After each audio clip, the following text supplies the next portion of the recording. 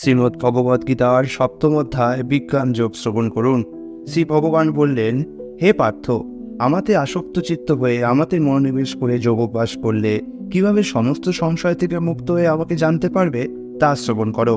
আমি এখন তোমাকে বিজ্ঞান সমন্বিত ওই জ্ঞানের কথা সম্পূর্ণরূপে বলবো, যা জানা হলে এই জগতে আর কিছুই জানবার বাকি থাকে না। হাজার হাজার মানুষের মধ্যে কদাচিৎ কোনো একজন সিদ্ধি লাভের জন্য যত্ন করেন, আর সেই প্রকার যত্নশীল সিদ্ধদের মধ্যে কদাচিৎ একজন আমাকে অর্থাৎ আমার ভগবৎ স্বরূপকে তত্ত্বত অবগত হন। ভূমি, জল, বায়ু, অগ্নি, আকাশ, মন, বুদ্ধি ও অহংকার, এই 8 প্রকারে আমার ভিন্না জড়া প্রকৃতি বিভক্ত। হে মহাবাহ, এই নিকৃষ্ট প্রকৃতি ব্যতীত আমার আরেকটি উৎকৃষ্ট প্রকৃতি রয়েছে। সেই প্রকৃতি চৈতন্য স্বরূপা ও জীবভূতা। সেই শক্তি থেকে সমস্ত জীব নিশ্চিত হয়ে এই জড়জগৎকে ধারণ করে আছে। আমার এই উভয় প্রকৃতি থেকে জড় ও চেতন সব কিছু উৎপন্ন হয়েছে। অতএব নিশ্চিতভাবে জেনে রেখো যে আমি সমস্ত জগতের উৎপত্তি ও প্রলয়ের মূল কারণ। হে ধনঞ্জয়, আমার থেকে শ্রেষ্ঠ আর কেউ নেই। সূত্রে যেমন মণিসমূহ গাঁথা থাকে, তেমনি সমস্ত বিশ্বই আমাতে ওতপ্রোতভাবে অবস্থান করে। হে কুন্তেয়, আমি জলের রস, চন্দ্র ও সূর্যের প্রভাব, সর্ববেদের প্রণব, আকাশের শব্দ এবং মানুষের পৌরুষ। আমি পৃথিবীর পবিত্র গন্ধ, অগ্নির তেজ, সর্বভূতের জীবন এবং তপস্বীদের তপ।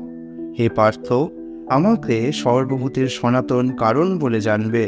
আমি বুদ্ধিমানের বুদ্ধি এবং তেজস্বীদের তেজ। হে ভরদর্শক, আমি বলবানের কাম ও রাগ বিবর্জিত বল এবং ধর্মের অবিরোধী কামরূপে আমি প্রাণীগণের মধ্যে বিরাজমান। সমস্ত সাত্ত্বিক, রাজসিক ও তামসিক ভাবসমূহ আমার থেকেই উৎপন্ন বলে জানবে। আমি সেই সকলের অধীন নই, কিন্তু তারা আমার শক্তির অধীন। 3টি গুণের দ্বারা মোহিত হওয়ার ফলে সমগ্র জগৎ এই সমস্ত গুণের অতীত ও অব্যয় আমাকে জানতে পারে না। আমার এই দৈবী মায়া ত্রিগুণাত্মিকা এবং তা দূরতিক্রমণীয়া, কিন্তু যারা আমাতে প্রপত্তি করেন তারাই এই মায়া উত্তীর্ণ হতে পারেন। মূঢ়, নরাধম, মায়ার দ্বারা যাদের জ্ঞান অপহৃত হয়েছে এবং যারা আসরিক ভাব সম্পন্ন, সেই সমস্ত দুষ্কৃতিকারীরা কখনো আমার শরণাগত হন না।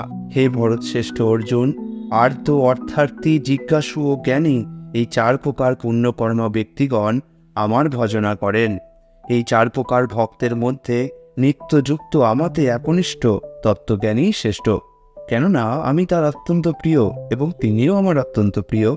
এই সকল ভক্তেরা সকলেই নিঃসন্দেহে মহাত্মা, কিন্তু যে জ্ঞানী আমার তত্ত্বজ্ঞানে অধিষ্ঠিত, আমার মতে তিনি আমার আত্মস্বরূপ। আমার অপ্রাকৃত সেবায় যুক্ত হয়ে তিনি সর্বোত্তম গতিস্বরূপ আমাকে লাভ করেন। বহু জন্মের পর তত্ত্বজ্ঞানী ব্যক্তি আমাকে সর্বকারণের পরম কারণরূপে জেনে আমার শরণাগত হন। সেই রূপ মহাত্মা অত্যন্ত দুর্লভ।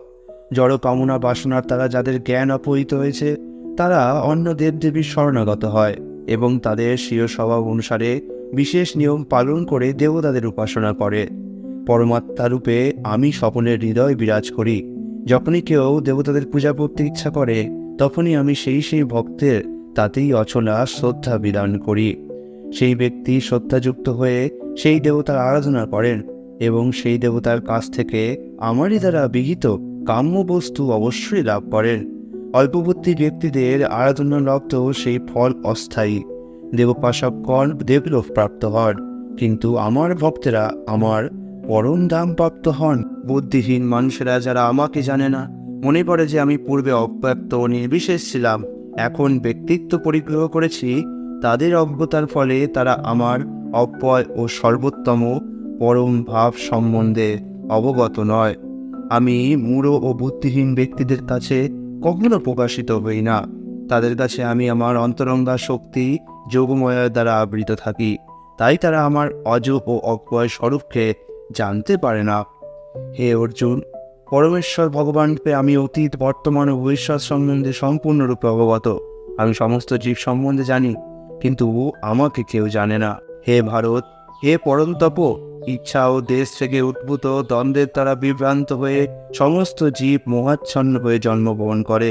যে সমস্ত পুণ্যবান ব্যক্তির পাপ সম্পূর্ণরূপে দূরীভূত হয়েছে এবং তারা দ্বন্দ্বমোহ থেকে মুক্ত হয়েছেন, তারা দৃঢ়নিষ্ঠার সঙ্গে আমার ভজনা করেন। যে সমস্ত বুদ্ধিমান ব্যক্তি জরা ও মৃত্যু থেকে মুক্তি লাভের জন্য আমাকে আশ্রয় করে যত্ন করেন, তারা প্রকৃতপক্ষে ব্রহ্মভূত, কেননা তারা আধ্যাত্মতত্ত্ব ও কর্মতত্ত্ব সব কিছু সম্পূর্ণরূপে অবগত। যারা অধিভূত তত্ত্ব, আদিদৈব তত্ত্ব ও আদিযজ্ঞ তত্ত্ব সহ আমাকে পরমেশ্বর ভগবান বলে অবগত হন, তারা আমাতে আসক্ত চিত্ত, এমনকি মরণকালেও আমাকে জানতে পারেন। ইতি পরমতত্ত্বের বিশেষ জ্ঞান বিষয়ক বিজ্ঞান যোগ নামক শ্রীমদ্ ভগবদ্গীতার 7ম অধ্যায়ের ভক্তিবেদান্ত অনুবাদ সম্পূর্ণ হল। হরে কৃষ্ণ।